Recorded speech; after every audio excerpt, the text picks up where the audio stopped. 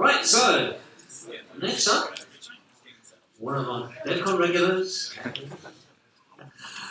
So Kerry, on looks like the slides are on acid, but Kerry,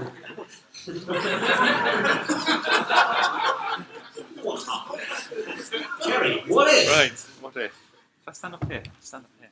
See everyone. That's weird. Hello again. I forgot to introduce myself when we started. I'm Kerry Buckley, if anyone doesn't know me. I proposed this talk with just kind of a title and a very vague idea of what I might talk about. And then people kept saying, oh, that sounds like a really interesting talk. And I went, oh, is it? Okay. This time last week, I didn't have any more than that. By about 1:30 this morning, I had a full set of slides. So apologies if some bits are a little bit rough around the edges. I think I've done the important bits before I had a beer last night, so it's probably okay. So, small caveat, there's no kind of really original revelations in this. This is like bits and pieces of stuff that's kind of learned from reading other things that much cleverer people have done. So I'm probably not going to blow anyone's mind with any crazy new techniques. And just to prove how unoriginal the idea is, this is a paper from the ACM journal called If Then Else Considered Harmful.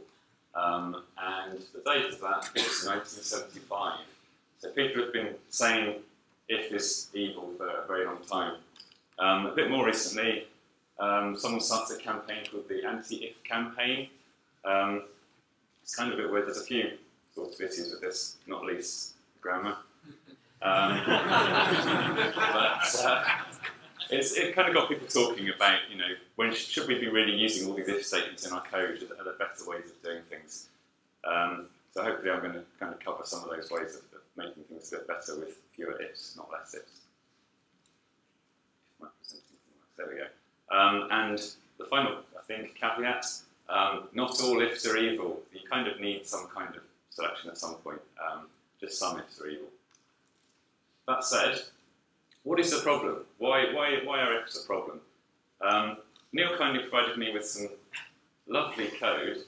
This is a very, very small chunk of a method from some Java code. It's real production code as far as I know. And it's got kind of 3 levels of nested ifs, just in this little section. And if you're kind of trying to work out how to change this code for a new requirement, it's going to be quite difficult to work out what you're doing. As I said, this is a small piece of some larger code. Kind of fits in there somewhere, and it goes on and on and on. This is one method. I think it's about 1,100 lines long. It's got over 100 if statements in it. And it's part of a class which is about 11,000 lines long. So it may not even be the worst method in the class. I kind of thought this was probably a good enough example. There's something Sandy Metz calls the squint test, where you get a bunch of code, and rather than trying to look at it, not look down, otherwise I might go down. Rather than looking at it individually to kind of get an idea of the quality, you just kind of squint at it from a distance, and if it's kind of doing all this back and forth stuff, it's probably too complex. So you want like small chunks of code that kind of go vertically down, then you've probably got kind of one level of abstraction, and things are probably easy to understand. This code, you can't really do that squint test because you wouldn't be able to see the top if you look at the bottom. So I thought what I'd do is I'd take out all the actual code and just leave the control flow in. So this is just the fors and ifs. Just to give you an idea of just how complex that method actually is. So, as I said, what is the problem with that? I mean, it's easy to laugh at. Very easy to laugh at in that case. But why is that an issue? And there's a few reasons why that's a problem. The first one is comprehension of the code. If you were to try and work out what that code was doing, then good luck. There's no way you can look at that method and understand it, unless you're some kind of genius, I guess. The next one is testability. Each of those if statements introduces another path through the code that you need to test, and you need to figure out what the various inputs are that cause various things to happen. And if it's all in one massive method, you've only got one kind of entry point that you can test it from. And the last one is the ability to change the code. That's basically what we mean by maintainable code that's easy to change safely. That code, if you imagine you need to make a change to that, you're going to be kind of going in there, trying to find somewhere to do something that looks like it works and then back away as quickly as you can. which is not really the way you want to be working. And just to emphasise the thing about the testing side, so just this teeny weeny little chunk of 20 lines or whatever it is, the number of pass through here, so we've got, if that's true, and that's true, and that's true, and that's true, then we do that thing. Otherwise, if that's true, and that's true, and that's true, and that's false, we do a different thing. Or if that one's true, and that one's true, and they're both false, no, sorry, other way around. So these are all the test cases that if you're writing a comprehensive set of tests, you'd need to have one test for each of these paths. And if that one's true, and that one's true, that one's false. Jumps through to there, that one's true, that one's false, so you can ignore the bits in the middle and do that one, and so on. And the final case is when the first one is false, there's no else for that one, so it just doesn't do any of the things. So that's, I think, probably 8 test cases, purely for this tiny little bit of code, to determine, based on all the combination of inputs, which of these 3 things it does. Fortunately, in this case, it doesn't matter because they're all the same. I have literally no idea what that is supposed to be doing. And I'm guessing that the people who have to maintain it don't either. They probably look at that and go, yeah, they kind of look like they're the same, but are you going to be the one that deletes 2 of them? Because maybe some of those things have got side effects. Who knows? So how did we get into that state? Or how did the poor people responsible for maintaining that get into that state?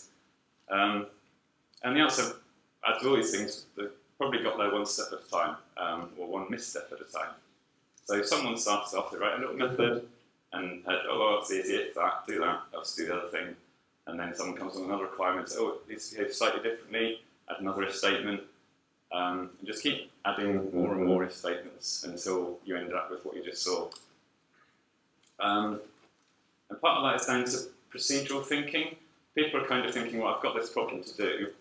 I just need to go through this list like a flowchart, make all these decisions, do all these things, and just have it all in one big method. Because that's the way they're used to thinking, rather than thinking in an OO way of, well, which objects can collaborate to do this thing. And talking about collaborating objects, I'm going to guess, without having read the code, that method probably did a lot of kind of unrelated things, and things at different levels of abstraction. So if when it was being written, people had pulled out, well, this is one responsibility, I have a class to do that, another class to do this thing, it would have ended up with that logic neatly split into separate areas to do the right thing one at a time. And coming down to the front.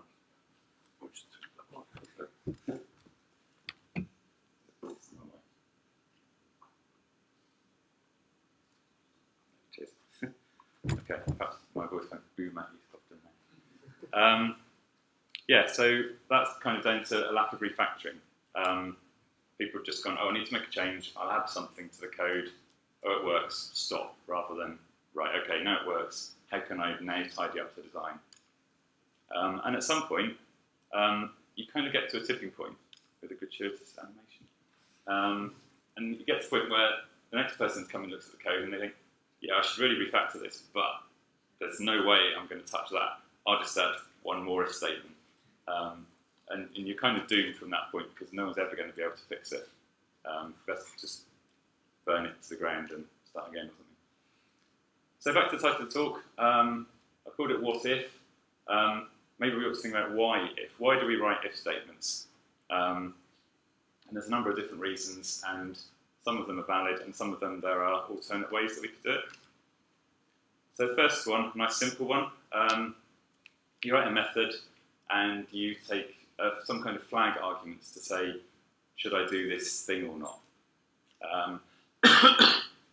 So for example, we've got this method that says save a record, it takes a record and a little validate flag that says, should I validate before I save it? If that's true, it does something, don't worry too much about what the code's doing. And then we do the save. So rather than doing that, why not just have a save record method that just saves the record, and a validate and save record method which does the validation and then calls the other one. You know, you've got 2 very clearly named methods, it's obvious what they do, there's no switching around, you just call the one that you need. Another reason that you might use if statements is to do something different depending on the type of an argument that's passed into the method. So, for example, we're calculating the area of a shape. So, say if it's a rectangle, rectangle, we do that thing. If it's a circle, we do the other thing. If it's a triangle, we do a third thing. That's not really object-oriented code, is it? Because you're saying to something, what type of thing are you? Now give me all your parameters and I'll do some calculations for you. That's easily refactored into OO by having the methods on the class themselves. So a rectangle knows how to calculate its area, a circle knows how to calculate its area, and so on. You don't have to reach into the objects and pull things out and make decisions. Another case when you quite often have if statements is handling nils or nulls, depending on your language of choice. Null objects tend to just kind of find their way through the code, and you have to, before you do anything, you want to, well, that thing might not actually be set, I should just check first. So we've got a user greeting method that for some reason looks up the user. Again, these are slightly contrived examples. That says if we don't find the user, if that user's nil, we just have a special case. Otherwise, we use the name on the user object to print the greeting. And obviously, we couldn't have just done that if there was a possibility it was nil, because there's not going to be a name method on nil. So instead of that, we can use something called the null object pattern. So we have a class in this case called null user, and that null user exists to basically be a placeholder for a user that's not there. And we simply define any methods on the null object that we're going to need. In this case, it's just the name. So now there's no selection. We just say, if we haven't got a user, we'll just throw in one of these things instead. I'm going to kick that over later, probably. Stand away. Another example of handling nils. We've got something that has a logger and an audit service, except that maybe when it's initialized, we'll just pass in nulls for those. So we're not quite sure that those things are set. And we do some operation, and then we say, well, if we've got a logger, then we'll log the fact that we've done it. And if we've got an audit service, we'll create an audit record to say that we've done it. So that's starting to get quite messy with everything we want to do surrounded by an if statement. Instead of that, we can use a sort of publish and subscribe type model where when we set up the repository, we say, well, at the moment, we haven't got anything that cares about events. And then we have a method that allows other objects to register and say, right, I want to know when you do a thing. And we have a notify private method that just loops through all those subscribers and says, right, I'm going to tell you that I've done whatever it is. And then in our actual doing stuff method, all those ifs go away, and we just notify. And the responsibility of doing whatever this class is doing is now completely separate from the responsibility of telling other classes, other objects that it's happened. So we talk about switching on types of things. Equally common, you're going to want to switch on the value of something. So in this example, we want to print out the type of an employee based on some kind of code from a database or something. So if it's FT, then it's full permanent, full-time, and so on. Lots of ifs. Now, obviously, this is really a case statement. You do this as a case statement. But that's still really an if. It's just a nicer looking if. Another way of handling that would be to create a lookup table.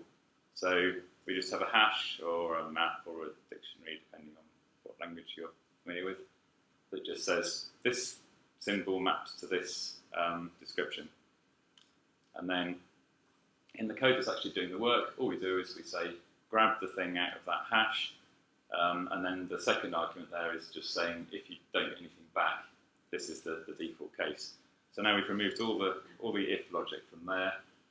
And this conforms with something called the open-close principle, which is one part of the solid things that everyone always forgets. So this code is open for extension, and close for modification. So if I want to add another type of employee, I don't have to actually go into the code and add more logic. All I need to do is go into this thing at the top, which effectively is data, and add another mapping. So there's much less risk of breaking stuff because you're not changing the logic. And slightly more complicated example of that, you might not be just wanting to get values back, you might want to have different behavior depending on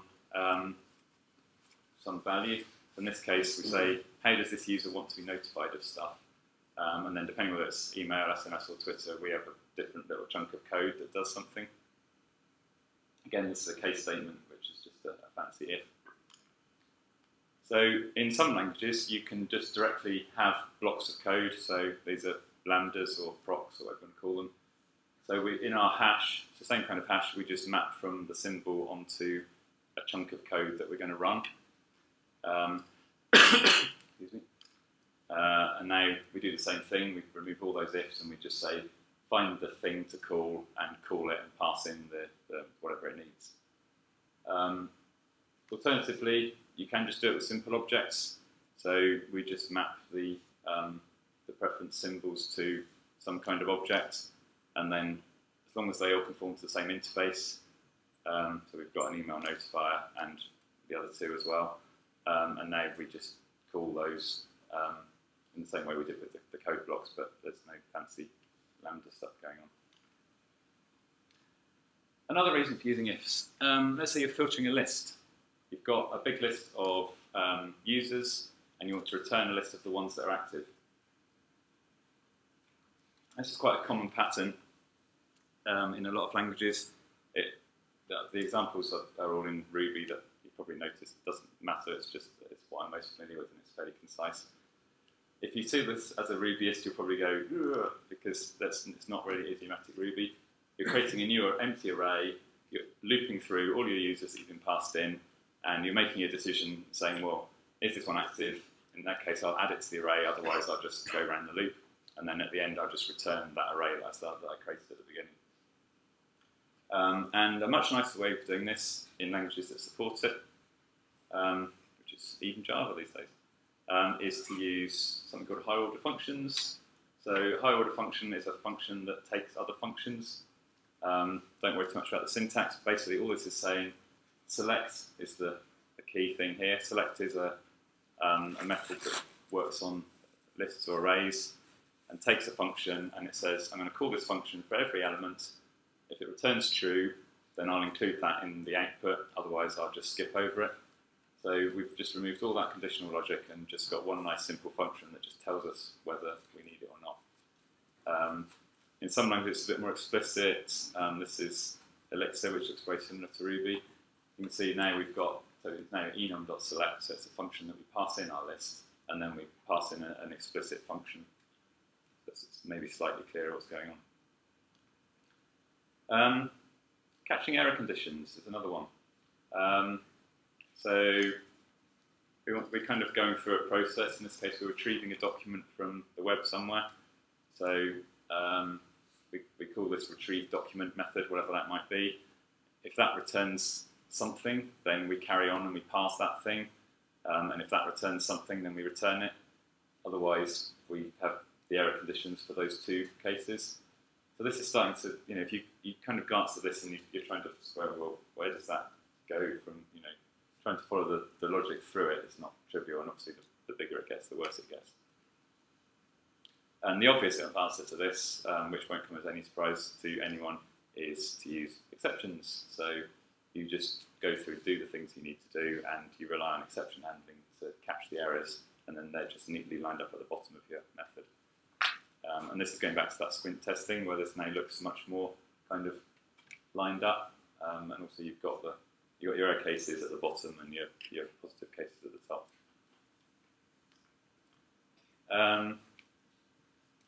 So this is a different approach to the same kind of thing. This is flipping back to Elixir again, which is a really fun language. I recommend people play with Elixir. It's the next big thing, maybe. So in this case, the kind of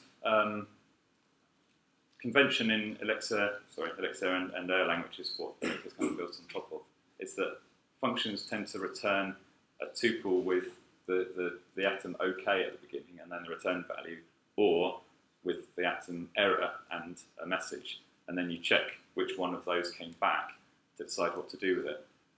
And in this case, this is a kind of another non-idiomatic way of doing it. So we call the thing, and then we have a case statement that says if we got OK and a document back, then we'll parse it. If we got error, then we'll raise an exception. So we start by pulling out the second bit. It's kind of an intermediate step. So we've now got this handle return document method function, and that takes the response, and all we've done literally is just move that case into that function. So there's nothing clever going on there at all, just extracted one function.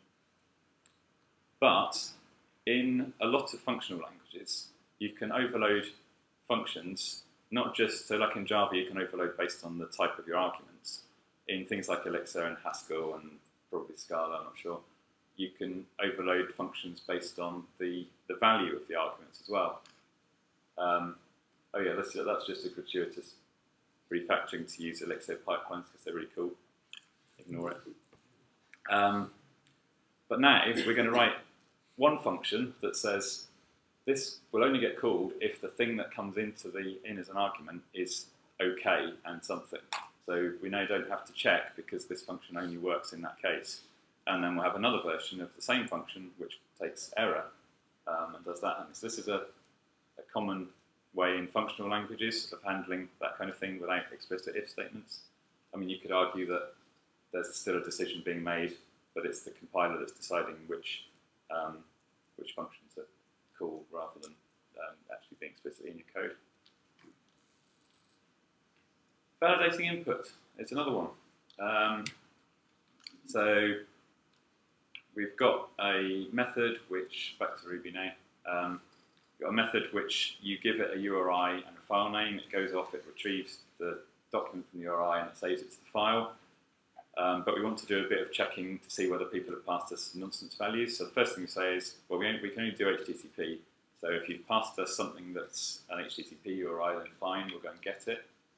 And then we also check if we don't want to overwrite a file. So if the file exists, we'll raise an exception, otherwise we'll write it.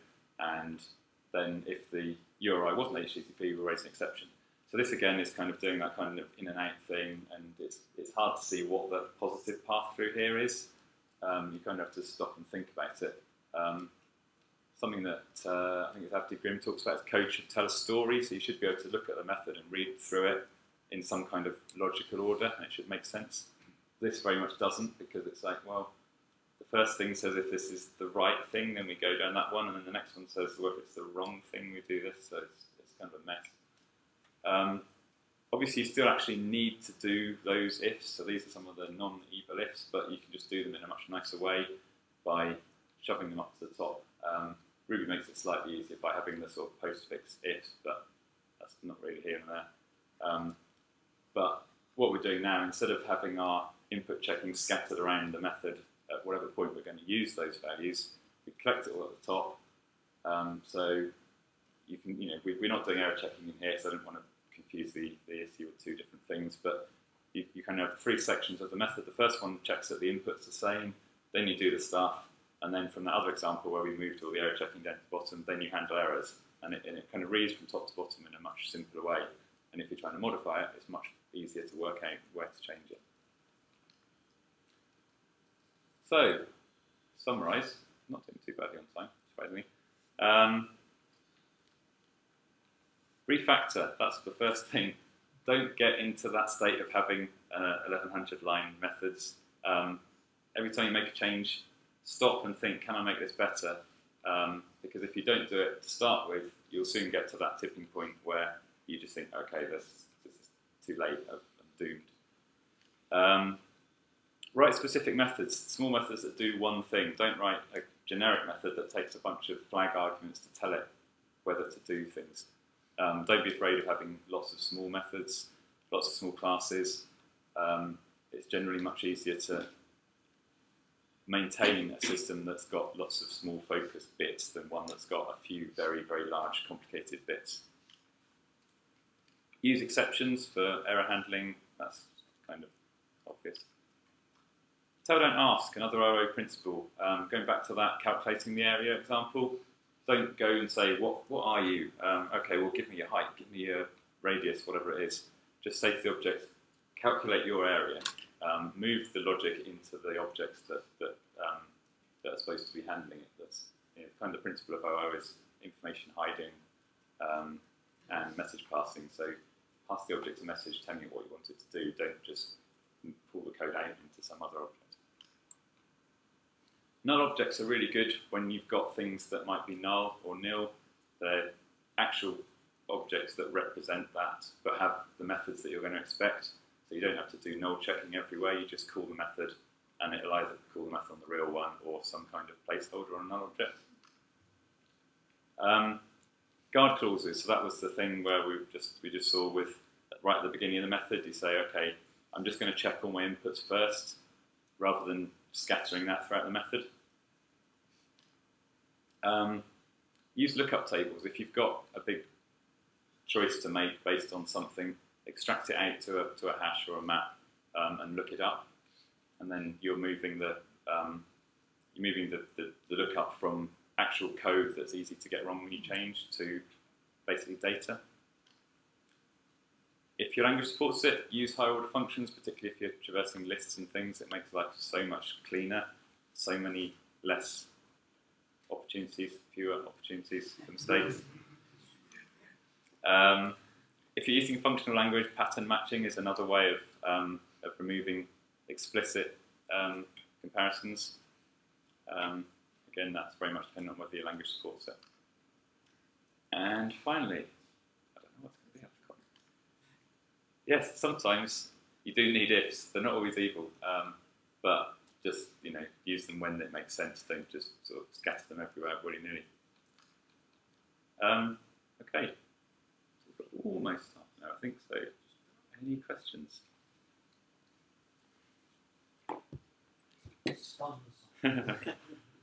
Oh, Ben's got a question.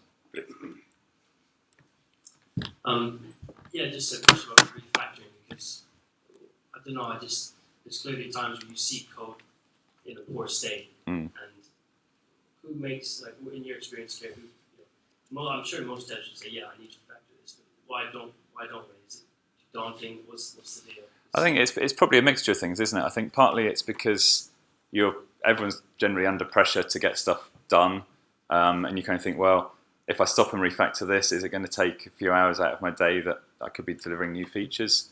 Which is probably, in the long term, that's counterproductive because you're going to slow down as things get harder to maintain. But also, you've got, it might be unpleasant to try and, you might just think, well, I'll just maybe do that later because I don't really want to touch it. And then you're always risking breaking stuff as well. So I think there's a lot of things that are going to kind of make you think, yeah, I know I should, but I'm not really sure I want to now. So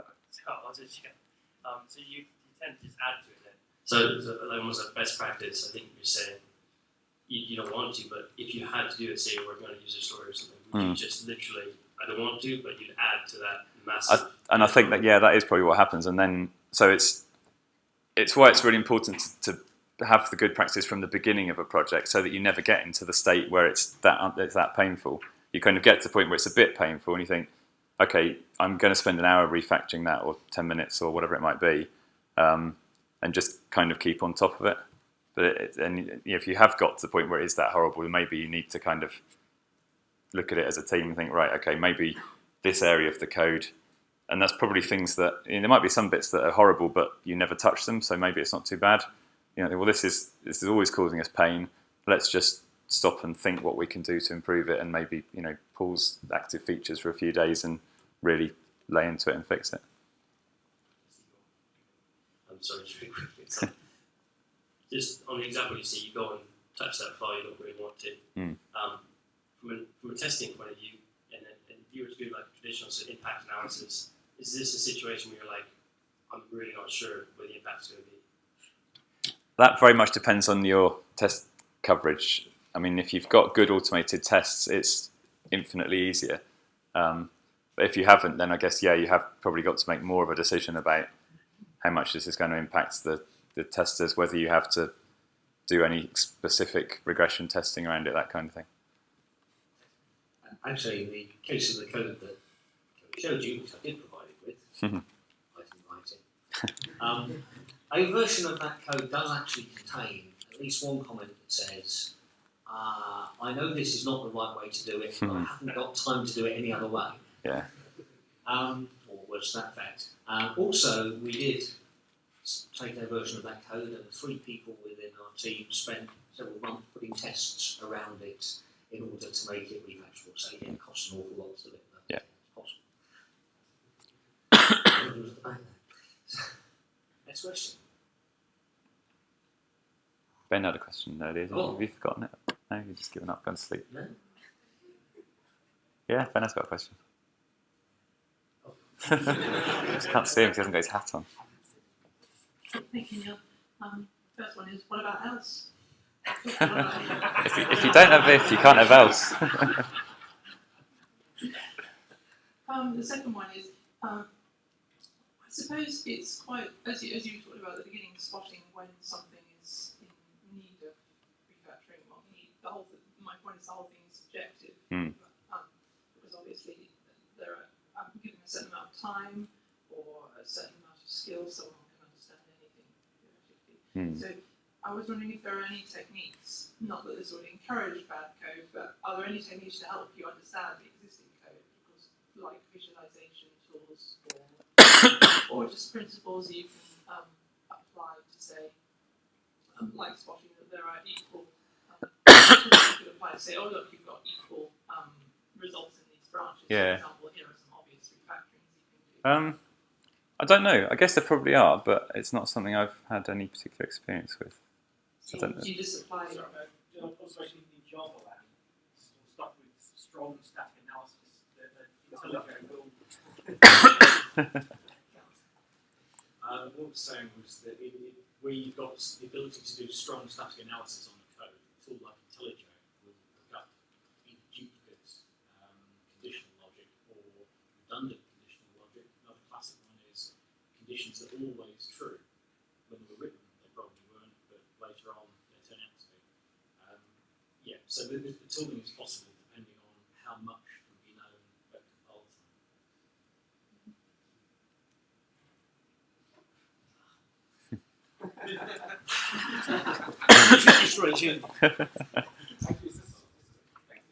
Just add on to what Tony said, actually, if you use Eclipse, it does that as well. So you've got an if statement that is redundant, it will tell you that. Yeah. And there are tools like that for dynamic languages as well, but I guess they're slightly limited by they can't be entirely sure always what's going to happen. Yeah, more of a comment than a question because I worked on that code too. You have my sympathy. The other thing we found out was also if with side effects. So you've got if this, but that this is a method. Yes. And in that method, things change. So I think I'm just going to refactor that if, but because that method don't get called, things go on. Yeah, and that's another general good practice is if you've got a method that's supposed to be some kind of query, it shouldn't do anything as well. You should separate your queries and commands, and that makes that sort of risk much less likely. Yeah, and I was just going to pick up on that one, but it seems to be a common pattern that you write, if call method such and such, then do something with call the method again and to take the value a second time. And obviously, even if it's only a getter, even if it doesn't have any side effects, if there's another thread running, the value can change between the test and what you subsequently do with it. So that's a pattern you shouldn't use. And also it's violating tell, don't ask. You could just, why not just say to the object, do this thing if necessary or whatever, and let it decide rather than asking it something and then telling it what to do. Any more? Joe, is there any way back from that? Do we think there's a point where you get to with a bit of code where you just actually need to forget about it and write another thing? There must always be. I mean, you must always be able to pick it into small enough pieces that you can slowly refactor. But like Neil said, it's going to be a massive undertaking. Sometimes it might make more sense to come up with some kind of, and I don't know if this is the same stuff that you've done it on, Neil, where you have like that golden master technique where you just run a million different inputs through it and you find all the unique things that happen based on different combinations of inputs, and then potentially you could just rewrite it because now you've got some regression tests for it. Yeah, and in that case, that's essentially what we did. Tried to generate as many test cases as possible and then see what the coverage was. Unfortunately, there were still areas of the code that we couldn't figure out how you got there. So, Yeah. difficult. Right in the middle.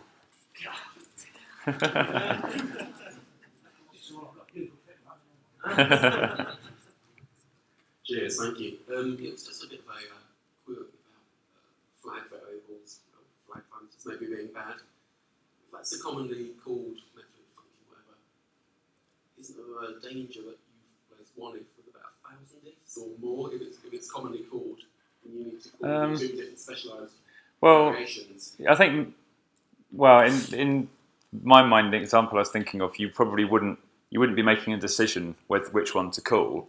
Some bits you'd be calling it from several different places. Some of those places you would want to do the thing, and some of them you wouldn't.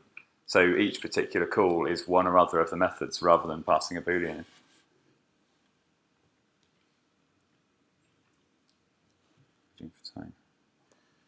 Any more on this side of the Yeah, if anyone right up in that corner got a question, that'd be funny. Nope. Okay. Okay, thank you. Thank you very much, Terry.